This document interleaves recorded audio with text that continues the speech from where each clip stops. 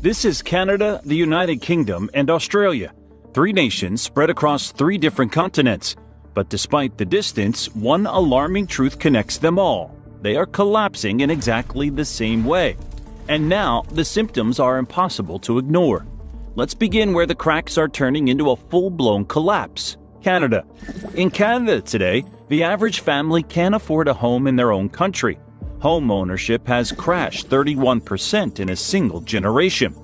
Compounding this issue, foreign buyers now hold a significant stake in the Canadian property market, owning up to 13% of it, more than at any point in history. But Canada isn't alone. In Britain, the foundation of the middle class has been gutted. Manufacturing jobs gone, down 46% since 1990.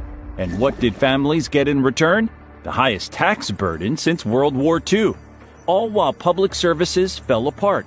But this isn't just a British problem. Across the world, Australia is living the same nightmare, only deeper. There, a quiet takeover is underway. Foreign corporations now control 80% of the country's critical resources. And the dream of home ownership? Dead on arrival. Housing prices have soared by 500%. While wages crawled just 80%. Young Australians are being priced out of their future in their own country. And this pattern across continents, across governments, is no accident. This isn't just failure. It's not bad luck. It's called managed decline, and it's happening by design. And if you're watching this thinking it can't happen here, you need to pay attention, because these three nations are the test cases for what's already occurring throughout the Western world.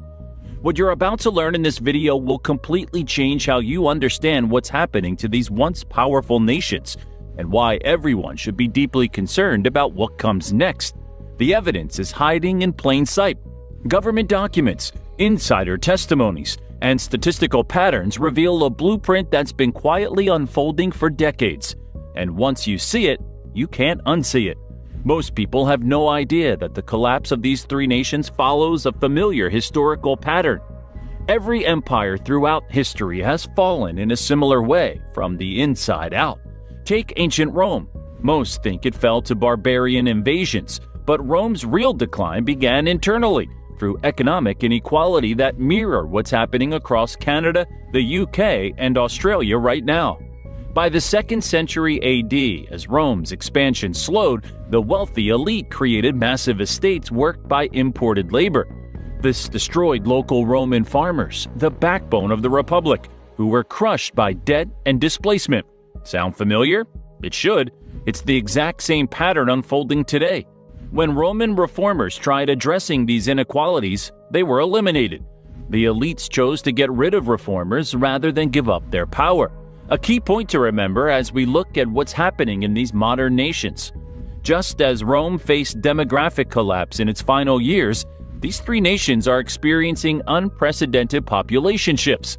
Despite Canada importing over 480,000 migrants in 2024 alone, its fertility rate has plummeted to just 1.48 children per woman, far below the replacement level.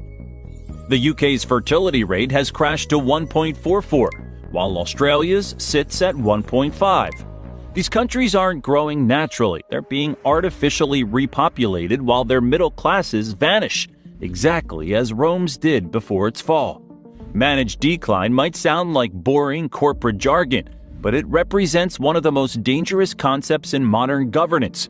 Originally a business term for companies beyond saving, it evolved into a strategy where maintaining appearances takes priority over actual solutions. This isn't conspiracy theory, it's documented policy. The concept emerged during the 1980s in Britain when Margaret Thatcher's government advised that struggling industrial cities should be left to manage decline, controlling the collapse rather than preventing it. But what's truly shocking? This localized strategy has now been scaled up to the national level across Canada, the UK, and Australia, and the evidence isn't hidden. It's being announced openly. Don't believe it? Just look at the official messaging coming out of these governments. Their infamous "you'll own nothing and be happy" rhetoric wasn't just a meme, it's becoming the reality for millions. In Australia, government reports warn of a generation of forever renters, as home ownership slips out of reach for younger Australians. In Canada, nearly a third of people under 40 now say they expect to rent for life, according to recent surveys. And in the UK, a 2025 policy paper declared that the era of mass homeownership is over, signaling a long-term shift away from traditional property ownership. If this is your first time hearing about managed decline, prepare for a rude awakening, because once you understand how it works, you'll start seeing it everywhere. And nowhere is it more obvious than what's happening to Canada right now. Canada presents itself as a progressive, independent nation. The reality? It's being transformed back into a resource colony before our very eyes. Here's the playbook being implemented with frightening precision. First, domestic production gets strangled.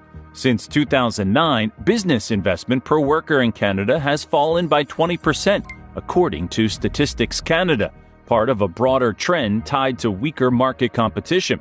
Meanwhile, productivity has stagnated. Canada also recorded only 1.1% growth in real GDP per capita between 2014 and 2024, making it the second worst performer among 38 high-income countries. Second, the market gets flooded with new consumers. Canada now has the highest population growth in the G7, with 98% coming from immigration. This creates artificial GDP growth on paper while masking collapsing living standards. Meanwhile, the housing market has detached completely from economic reality.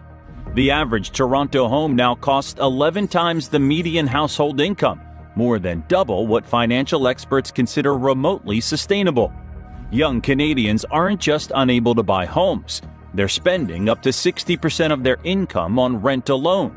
The numbers are staggering. In March 2025, the average home price in Toronto hit $1.4 million, while Vancouver topped $1.7 million. Meanwhile, the median annual income in these cities hovers around $100,000. The math simply doesn't work anymore. And who's buying these properties?